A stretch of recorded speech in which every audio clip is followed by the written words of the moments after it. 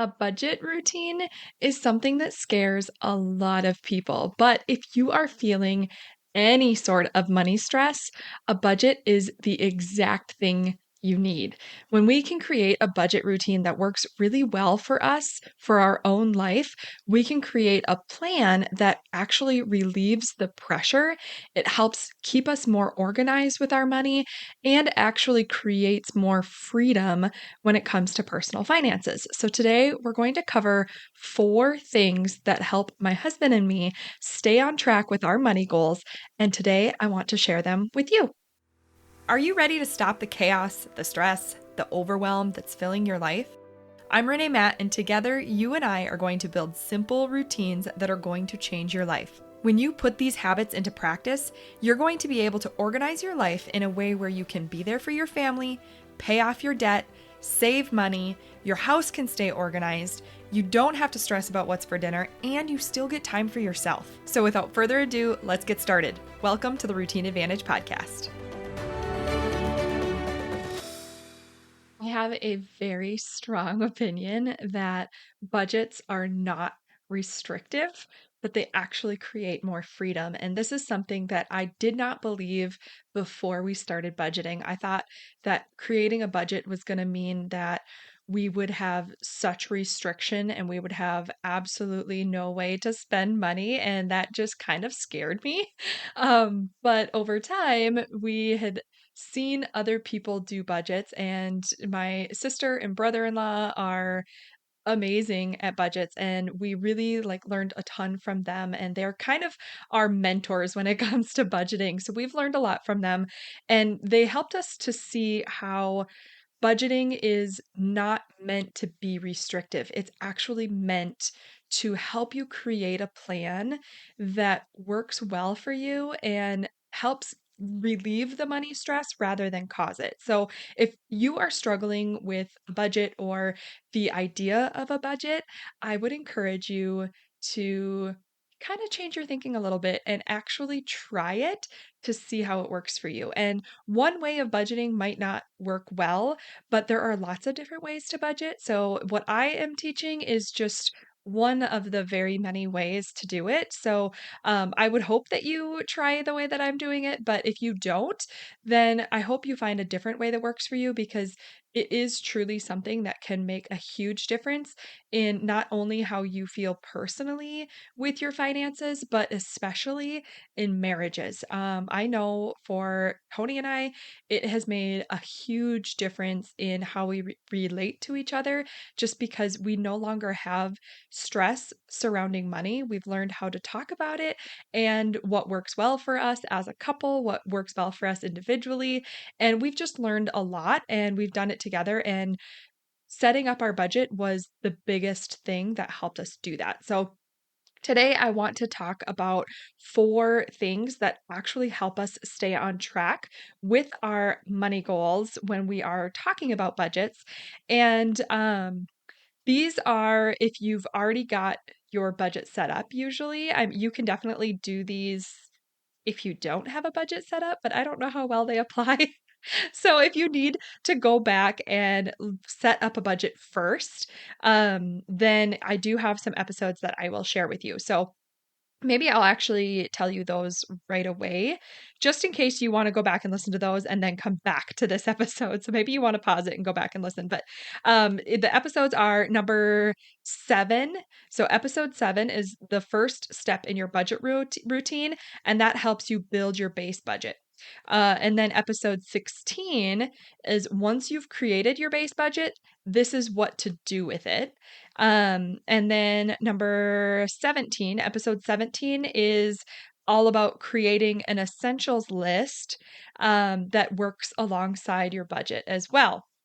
And the essentials list doesn't actually have to apply to your budget. If you're anti-budget and you're not going to do it, you could still do the essentials list. So that's totally up to you. But episodes 7, 16, and 17, those are the ones you're going to want to go back and listen to. But the first tip that I want to share with you to help you stay on track with your money goals is to have fun money. And fun money is just what it sounds like. It's for fun. So the whole concept of fun money is that your budget aligns your money goals. So everything that you're spending should be in your budget. However, things come up sometimes that we have not budgeted for that we might want to purchase or we might want to splurge a little bit. And fun money allows you to do that without going off course with your budget. So what we do is we started with a smaller amount when we first started budgeting, we were trying to pay off debt in a very short amount of time and it was a lot. So we were trying to pay off our debt. So our budget was pretty dang tight. So we allowed ourselves to have some fun money and we each were given a certain amount of cash each month. And it was each paycheck. And over time, as we paid debt off, and now we are debt free except our mortgage, now that we have been able to do that, we have upped our fund money a little bit so that we each get a little bit more each paycheck. But what this allows us to do is that as we plan our monthly budget, everything is accounted for. Our money is assigned to different areas of our life, whether it is bills, if it's monthly expenses, if it's sinking funds, if it's retirement accounts, all these different things. Everything is assigned to what our goals are, what we have chosen or where we have chosen to put it. But our fund money is what we have pulled for each of us individually. So Tony and I each get our own amount and what that is our splurge money. We get to do whatever we want with it, and the other one can't say. So if I want to go out and I'm not really a shoes person, but let's say I want to go out and buy a new pair of shoes. We don't have to consult the budget. We don't have to check with each other on whether or not, that's going to throw things off with the budget. If I have fun money saved up, then I can spend it on whatever I want. So I can go buy 3 pairs of shoes if I really wanted to. It just depends on our fund money. So that is a really good way of being able to stay on track while still feeling like you have a little bit of money to splurge and you don't feel so restricted.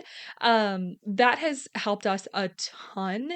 And it also helps in the little nitpicky arguments. If you have a tendency to get little like nitpicky with each other, that is a really good way of doing it is to just assign each of you fund money and then the rest of your money is decided together on where you want it to go. So that is a fun one. And just a one note, you don't have to do it the way we do, but everything that we spend is usually on our card.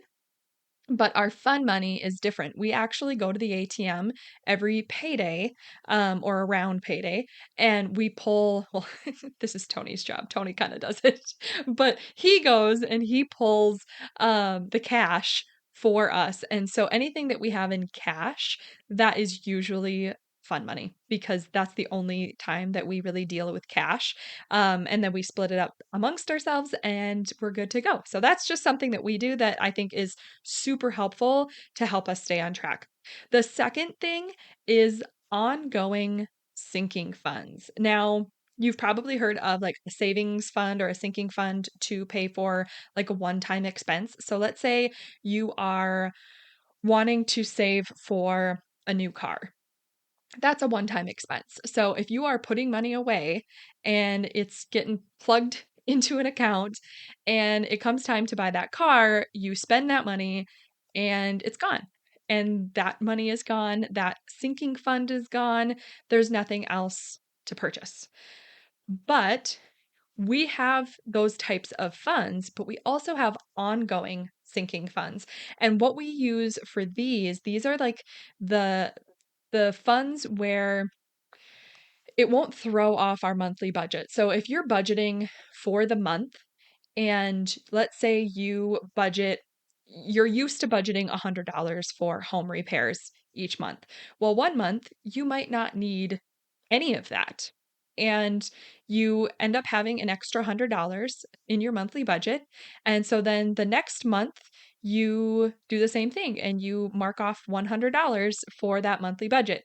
Well, what happens now if you have $300 worth of expenses that come up because something breaks and you don't necessarily want to go into your emergency fund because it's something you probably could have planned for? So, our solution to this is we were coming up to this.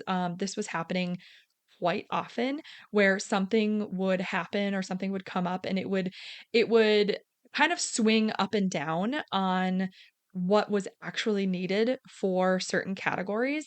And we realized it's not consistent, but we still need to be putting money away.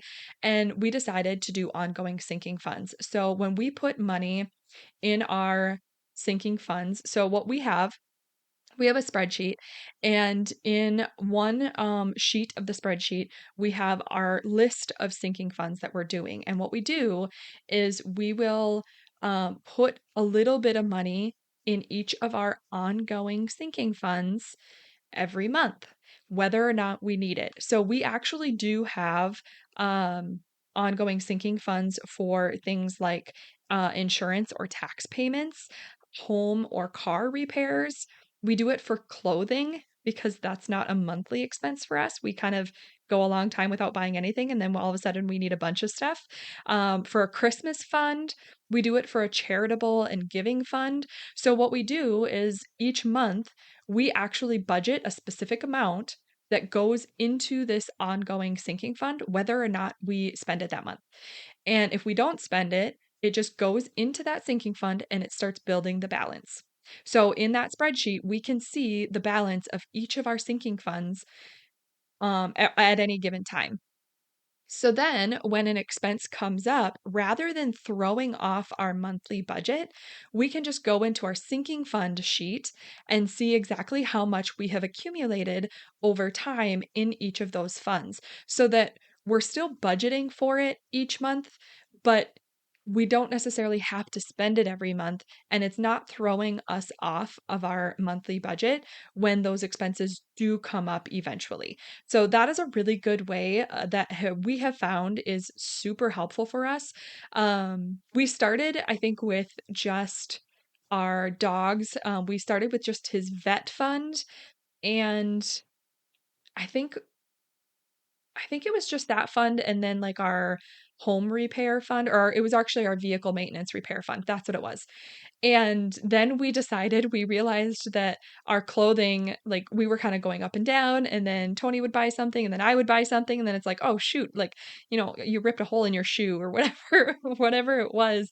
And then we realized we're like, we should just do ongoing sinking funds for clothing. So we each have our own fund. And you can do it either way. You could do one bulk fund for your whole family, or you can do individually, but it's really nice having it individually because then at any given time, we can kind of look and it's like, oh, if I want to go shopping for some things, let me take a look at my clothing fund and see how much is built in there. And then I kind of know what amount I can go on a little shopping spree with. So that's something that is super handy without really throwing off your monthly budget because it's already planned into your base budget. Number three is no miscellaneous fund. And this one might sound scary, especially if you are a budgeter. You're like, well, what do I do? um, the the problem that we were having with a miscellaneous fund, and if you don't do this, then you might want to keep yours. But it wasn't working well for us. And over time, we realized that. And when we got rid of it, we were so much better about sticking to our budget. We still aren't perfect every month. Don't think that when you have a budget, you're going to be perfect every month.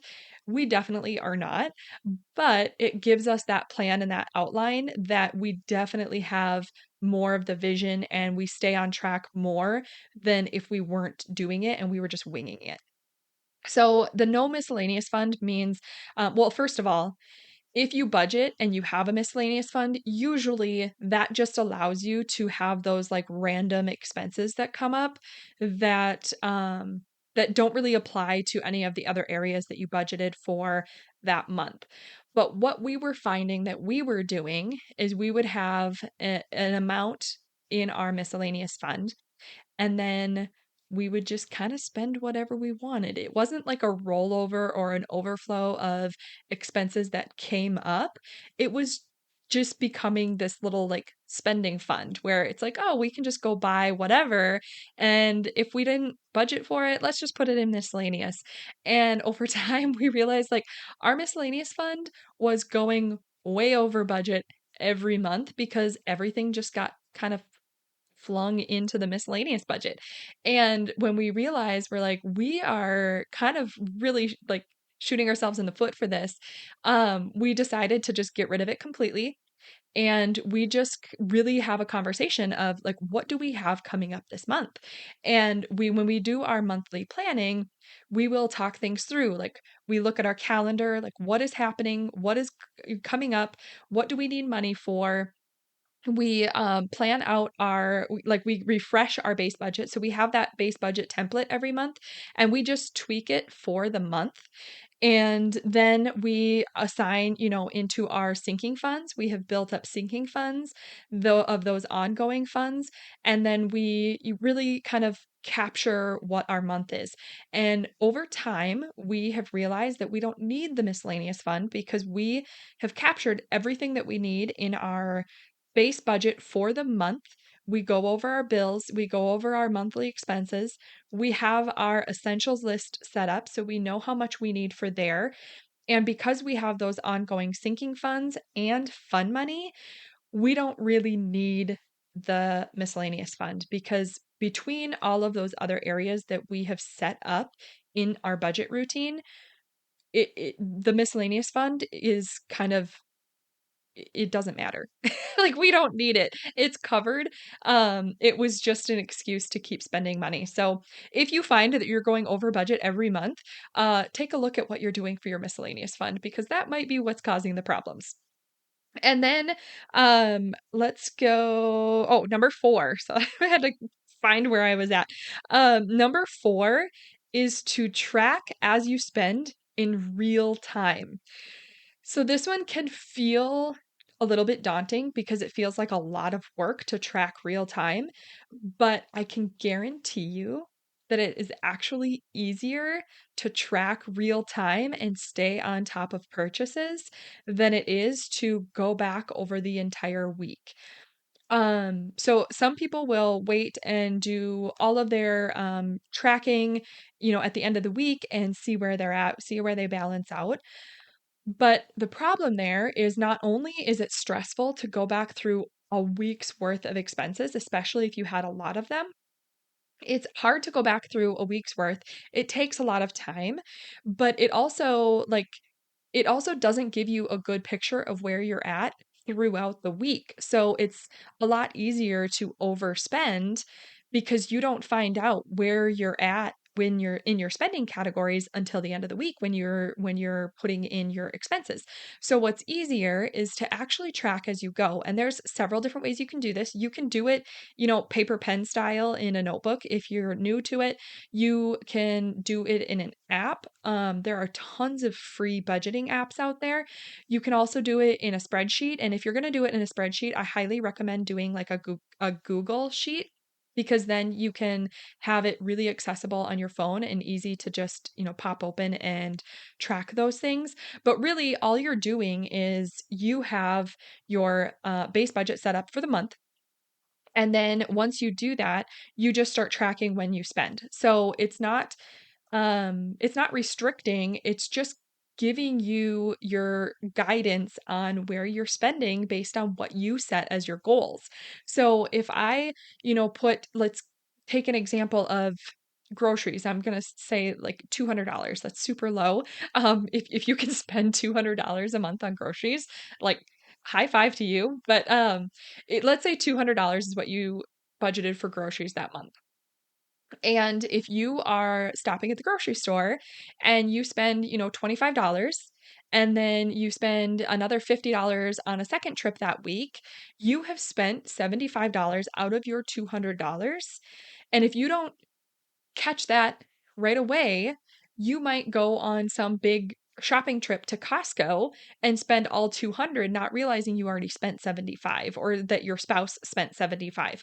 So what this allows you to do is actually like look at the $200 and then when you stop on the first trip and you spend that 25, you just deduct it. and you say, I spent $25, I'm down to 175. And then you go and you spend the next 50, you deduct it and you say, okay, now I'm down to 125. So when you stop for that Costco trip, you know you have $125 to stay within your goal of what you budgeted for. And then that will give you a better picture of what to spend when you go into Costco, because then you're not going to pick up as many random things that you don't need. You're going to focus on your priority items if you really want to stay within your budget that month.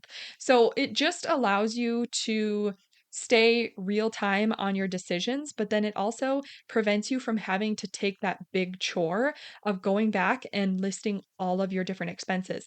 It really like when you start tracking your expenses in the beginning, it might take a little bit longer to get in there and know exactly where you're going and to plug in the numbers, but once you're used to doing it, it's truly like a matter of seconds.